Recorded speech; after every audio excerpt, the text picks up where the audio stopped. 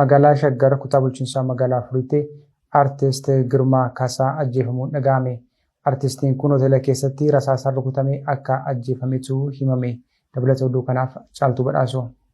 Artist dargaggeessi Girmaa Kaasaa jedhamu magaalaa Shaggar kutaa bulchiinsa magaalaa Furii hoteela Iriyaa jedhamutti rasaasaan rukutamuun ajjeefamuun dhaga'ame.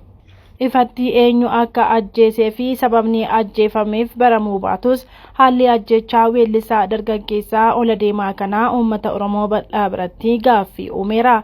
Kanaan duras Finfinnee fi naannawaa Finfinnee keessatti mana jireenyaa fi hoteela keessatti akkasumas iddoo hin beekamin geessuun artistoota Oromoo kanneen akka Eebbisaa Addunyaa, Yoosef Gammachuu, Daadhii Galaan, Hacaaluu Hundeessaa, Sooraa Abdataa fi kanneen biroos ajjeesaa turuun ni yaadatama. Guutummaa oduu keenyaa argachuuf karaa YouTube chaanalii Gadaa Miidiyaa Neetwoork seenuun subscribe like gochuun hordofaa. Gadaa Miidiyaa Neetwoork utubaa qabsoo Oromoo.